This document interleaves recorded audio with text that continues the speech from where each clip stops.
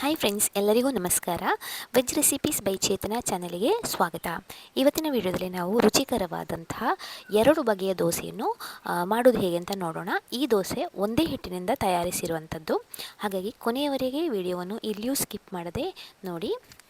ಮೊದಲಿಗೆ ನಾವು ಹೀರೆಕಾಯಿಯ ಖಾರ ದೋಸೆ ಹೇಗೆ ಮಾಡೋದು ಅಂತ ನೋಡೋಣ. ಇಲ್ಲಿ ನಾವು ಅಕ್ಕಿಯನ್ನು ಚೆನ್ನಾಗಿ ತೊಳೆದು 3 ಗಂಟೆಗಳ ಕಾಲ ನೀರಲ್ಲಿ ನೆನೆ ಹಾಕಿದ್ದೇವೆ. ನೋಡಿ, ಹೀರೆಕಾಯಿ ಇದು ದಪ್ಪ ಇದೆ, ಆದರೂ ಕೂಡ ಇದು ಎಳೆಯದು. ಈ ಸೈಜಿನ ಹೀರೆಕಾಯಿ ನೀವು ತಗೊಳ್ಳಿ. ಹಿಟ್ಟಿಗೆ ಹದ್ದಿ ಕಾವಲಿಯಲ್ಲಿ ಇಡಲಿಕ್ಕೆ ಇದು ಕರೆಕ್ಟಾಗಿರ್ತದೆ.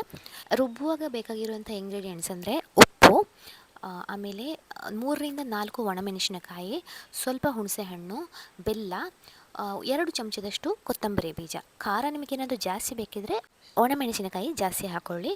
ಮೊದಲಿಗೆ ನಾವು ಹೀರೆಕಾಯಿಯ ಸಿಪ್ಪೆಯನ್ನು ತೆಗಿಬೇಕು.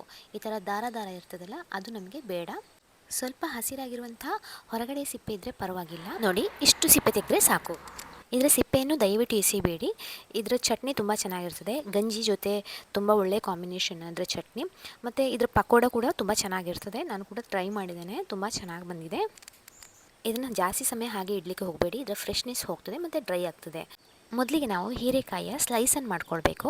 ತುಂಬ ತೆಳ್ಳಗೆ ಮಾಡಲಿಕ್ಕೆ ಹೋಗಬೇಡಿ. ತುಂಬ ತೆಳ್ಳಗಾದರೆ ಹಿಟ್ಟಲ್ಲಿ ಅದ್ದಿ ಕಾವಲಿ ಮೇಲೆ ಇಡಲಿಕ್ಕೆ ಅದು ಕಷ್ಟ ಆಗ್ತದೆ. ನೋಡಿ, ಇಷ್ಟು ದಪ್ಪ ಇದ್ದರೆ ಸಾಕು, ಇದು ಕರೆಕ್ಟ್ ಆಗ್ತದೆ. ಹಾಗೆ ಬೇಯಲಿಕ್ಕೂ ಬೇಗ ಬೇಯ್ತದೆ. ಜಾಸ್ತಿ ದಪ್ಪ ಆದರೆ ಅದು ಬೇಯೋದಿಲ್ಲ. ಹೀರೆಕಾಯಿ ಹಸಿ ಹಸಿ ಹಾಗೆ ಇರ್ತದೆ, ಅದು ತಿನ್ನಲಿಕ್ಕೂ ಒಳ್ಳೆಯದಾಗೋದಿಲ್ಲ. ಇವಾಗ ನಾವು ಮೊದಲಿಗೆ ಖಾರವಾದ ಮಸಾಲೆ ಹಿಟ್ಟನ್ನು ರುಬ್ಕೊಳ್ಬೇಕು.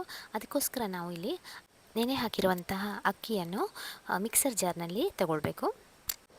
ನಂತರ ಇದಕ್ಕೆ ಒಣಮೆಣಸಿನಕಾಯಿ, ಬೆಲ್ಲ, ಹುಳಿ ಮತ್ತು ಕೊತ್ತಂಬರಿ ಬೀಜ, ಹಾಗೆ ಉಪ್ಪನ್ನು ಹಾಕಬೇಕು. ಒಣಮೆಣಸಿನಕಾಯಿಯನ್ನು ಯಾವಾಗಲೂ ಈ ಥರ ಓಪನ್ ಮಾಡಿ ನೋಡಬೇಕು, ಯಾಕೆಂದರೆ ಅದರಲ್ಲಿ ಒಳಗಡೆ ಫಂಗಸ್ ಇರ್ತದೆ, ಅದು ನಮ್ಮ ದೇಹಕ್ಕೆ ಒಳ್ಳೆಯದಲ್ಲ. ಈ ಥರ ರುಬ್ಬುವಾಗ ನೀವು ಬೇಕಿದ್ದರೆ 1 ಚಮಚದಷ್ಟು ಜೀರಿಗೆ ಕೂಡ ಹಾಕ್ಕೊಳ್ಬೋದು, ಅದು ಕೂಡ ಆಪ್ಷನಲ್. ಕೆಲವೊಬ್ಬರು ಈ ಥರ ರುಬ್ಬಿಕೊಳ್ಳುವಾಗ ಅದಕ್ಕೆ ಈರುಳ್ಳಿ ಕೂಡ ಹಾಕ್ತಾರೆ. ಈರುಳ್ಳಿ ಹಾಕಿದರೆ ರುಚಿ ಚೆನ್ನಾಗಿ ಬರ್ತದೆ. ಕೊನೆಗೆ ನಾನಿಲ್ಲಿ ರುಚಿಗೆ ತಕ್ಕಷ್ಟು ಉಪ್ಪನ್ನು ಹಾಕ್ತಾ ಇದ್ದೇನೆ. ಆಮೇಲೆ ಇದಕ್ಕೆ ನೀವು ನೀರನ್ನು ಹಾಕಿ ನುಣ್ಣನೆ ರುಬ್ಕೊಳ್ಬೇಕು. ಇಷ್ಟು ನುಣ್ಣಗಾದರೆ ಸಾಕು. ನಂತರ ಇದನ್ನು ನಾವು ಇನ್ನೊಂದು ಪಾತ್ರೆಗೆ ಟ್ರಾನ್ಸ್ಫರ್ ಮಾಡ್ಕೊಳ್ಬೇಕು. ಈ ಹಿಟ್ಟು ತುಂಬ ದಪ್ಪ ಆಗೋದು ಬೇಡ, ಅದಕ್ಕೋಸ್ಕರ ನಾವು ಜಾರಿಗೆ ನೀರನ್ನು ಹಾಕಿ ಅದು ತೊಳೆದ ನೀರನ್ನು ಕೂಡ ಹಾಕ್ಕೊಳ್ಬೋದು. ಆಮೇಲೆ ಹಾಗೆ 1 ಚಮಚದ ಸಹಾಯದಿಂದ ಇದನ್ನು ಮಿಕ್ಸ್ ಮಾಡ್ಕೊಳ್ಬೇಕು. ಉಪ್ಪೇನಾದರೂ ಬೇಕಿದ್ದರೆ ಈ ಸ್ಟೇಜಲ್ಲಿ ಹಾಕ್ಕೊಳ್ಬೋದು. ಇಲ್ಲಿ ನಾನು ಕಾವಲಿಯನ್ನು ಬಿಸಿಯಾಗಲಿಕ್ಕೆ ಇಟ್ಟಿದ್ದೇನೆ. ನಂತರ ಅದಕ್ಕೆ ಸ್ವಲ್ಪ ಎಣ್ಣೆಯನ್ನು ಹಾಕ್ಕೊಳ್ಬೇಕು. ಕಟ್ ಮಾಡಿಟ್ಟಿರುವಂಥ ಹೀರೆಕಾಯಿ ಸ್ಲೈಸನ್ನು ಹಿಟ್ಟಲ್ಲಿ ಹಾಕಬೇಕು. ಆಮೇಲೆ ಈ ಥರ ಒಂದೊಂದೇ ತೆಗೆದು ಕಾವಲಿಯಲ್ಲಿ ಇಡಬೇಕು. ಹೀರೆಕಾಯಿಗೆ ಚೆನ್ನಾಗಿ ಹಿಟ್ಟು ಮಾತ್ರ ಅಂಟಿಕೊಂಡಿರಬೇಕು. ಈ ಥರ ನಾವು ಕಾವಲಿಯನ್ನು ಫಿಲ್ ಮಾಡ್ತಾ ಹೋಗಬೇಕು. ನಂತರ ಗ್ಯಾಪ್ ಇರುವಂಥ ಜಾಗಕ್ಕೆ ಸ್ವಲ್ಪ ಹಿಟ್ಟನ್ನು ಹಾಕಿ ಮೇಲೊಂದು ಸ್ವಲ್ಪ ಎಣ್ಣೆ ಅಥವಾ ತುಪ್ಪ ಹಾಕಿ ಮುಚ್ಚಳವನ್ನು ಮುಚ್ಚಿ ಬೇಯಲಿಕ್ಕೆ ಇಡಬೇಕು. ಒಂದು 2 ನಿಮಿಷಗಳ ಕಾಲ ಬೆಂದ ಮೇಲೆ ಅದನ್ನು ಉಲ್ಟ ಮಾಡಬೇಕು.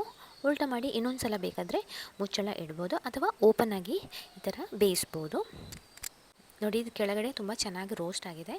ಇವಾಗ ಇನ್ನೊಂದು ಸಲ ಉಲ್ಟ ಹಾಕಿ, ಯಾಕೆಂದರೆ ಹೀರೆಕಾಯಿ ಬೇಯಲಿಕ್ಕೆ ಒಂದು ಸ್ವಲ್ಪ ಜಾಸ್ತಿ ಟೈಮ್ ಬೇಕಾಗ್ತದೆ. 1-2 ಸಲವಾದರೂ ಕಾವಲಿಯಲ್ಲಿ ಹೀಗೆ ತಿರುಗಿಸಿ ಹಾಕಿ ಬೇಯಿಸಬೇಕಾಗ್ತದೆ. ಟೋಟಲಾಗಿ ಒಂದು 5ರಿಂದ 6 ನಿಮಿಷ ಬೇಕು ಒಂದು ದೋಸೆ ಮಾಡಲಿಕ್ಕೆ. ಇಲ್ಲಿ ನೋಡಿ, ಹೀರೆಕಾಯಿ ದೋಸೆ ರೆಡಿಯಾಗಿದೆ. ಇದನ್ನು ಹೀಗೆ ನಾವು ಪ್ಲೇನಾಗಿಯೂ ತಿನ್ಬೋದು, ಅಥವಾ ಬಿಸಿ ಬಿಸಿ ದೋಸೆ ಜೊತೆ ಬೆಣ್ಣೆ ತುಂಬ ಚೆನ್ನಾಗಿರ್ತದೆ, ಒಳ್ಳೆ ಕಾಂಬಿನೇಷನು. ತೆಂಗಿನೆಣ್ಣೆ ಜೊತೆ ತಿನ್ನಲಿಕ್ಕೂ ಇದು ತುಂಬ ಚೆನ್ನಾಗಿರ್ತದೆ. ನೀವು ಕೂಡ ಈ ರೆಸಿಪಿಯನ್ನು ಟ್ರೈ ಮಾಡಿ, ನಿಮಗೂ ಕೂಡ ಇಷ್ಟ ಆಗ್ಬೋದು. ಇವಾಗ ನಾವು ಸೇಮ್ ಹಿಟ್ಟಿನಿಂದ ಇನ್ನೊಂದು ತರಕಾರಿಯಿಂದ ಈ ದೋಸೆಯನ್ನು ಹೇಗೆ ಮಾಡೋದು ಅಂತ ನೋಡೋಣ. ಬದನೆಕಾಯಿ ಇಷ್ಟ ಆಗದವರು ಕೂಡ ಈ ದೋಸೆಯನ್ನು ಇಷ್ಟಪಡ್ಬೋದು ಅಂತ ಅಂದ್ಕೊಳ್ತೇನೆ. ಮೊದಲಿಗೆ ನಾವು ಬದನೆಕಾಯಿಯನ್ನು ಚೆನ್ನಾಗಿ ತೊಳೆದು ಈ ಥರ ಸ್ಲಿಟ್ ಮಾಡಬೇಕು, ಯಾಕೆಂದರೆ ಬದನೆಕಾಯಲ್ಲಿ ಹುಳ ಇರುವ ಸಾಧ್ಯತೆ ಇರ್ತದೆ. ನಂತರ ಅದನ್ನು ಮೀಡಿಯಮ್ ಸೈಜ್ನ ಸ್ಲೈಸಾಗಿ ಈ ಥರ ಮಾಡಬೇಕು. ಇಷ್ಟು ದಪ್ಪ ಇದ್ದರೆ ಸಾಕು, ಇದು ಸ್ವಲ್ಪ ಬೇಗ ಬೇಯ್ತದೆ ಹೀರೆಕಾಯಿಗಿಂತ. ಆಮೇಲೆ ಕಟ್ ಮಾಡಿರುವಂಥ, ಅಂದರೆ ಸ್ಲೈಸ್ ಮಾಡಿರುವಂಥ ಬದನೆಕಾಯಿಯ ಸ್ಲೈಸ್ಗಳನ್ನು ನೀರಲ್ಲಿ ಹಾಕಿ ಸ್ವಲ್ಪ ಹೊತ್ತು ಇಡಿ. ನಾವು ನೀರಲ್ಲಿ ಯಾಕೆ ಹಾಕೋದಂದರೆ ಬದನೆಕಾಯಲ್ಲಿ ಸ್ವಲ್ಪ ಒಗರಿನ ಅಂಶ ಇರ್ತದೆ. ನೀರಲ್ಲಿ ಹಾಕೋದ್ರಿಂದ ಅದರ ಒಗರಿನ ಅಂಶ ಸ್ವಲ್ಪ ಕಡಿಮೆ ಆಗ್ತದೆ. ಇಲ್ಲಿ ನಾವು ಕಾವಲಿಯನ್ನು ಕಾಯಲಿಕ್ಕೆ ಇಟ್ಟಿದ್ದೇವೆ. ನಂತರ ಸ್ಲೈಸ್ ಮಾಡಿರುವಂಥ ಬದನೆಕಾಯಿ ಸ್ಲೈಸ್ಗಳನ್ನು ನಾವು ಹಿಟ್ಟಿಗೆ ಹಾಕಬೇಕು. ನಂತರ ಸ್ಲೈಸನ್ನು ಹಿಟ್ಟಲ್ಲಿ ಚೆನ್ನಾಗಿ ಅದ್ದಿ ಕಾವಲಿಯಲ್ಲಿ ಈ ಥರ ಜೋಡಿಸ್ತಾ ಹೋಗಬೇಕು.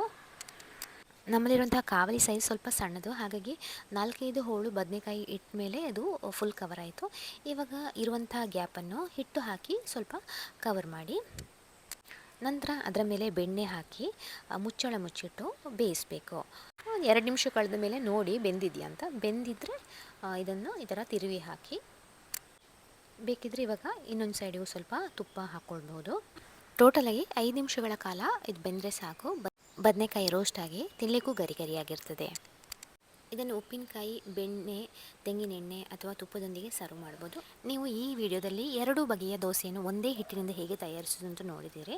ನೀವು ಕೂಡ ಟ್ರೈ ಮಾಡಿ ನೋಡಿ. ವಿಡಿಯೋ ಇಷ್ಟವಾದರೆ ದಯವಿಟ್ಟು ಲೈಕ್ ಮಾಡಿ, ಶೇರ್ ಮಾಡಿ, ಸಬ್ಸ್ಕ್ರೈಬ್ ಮಾಡಿ. Thanks for watching.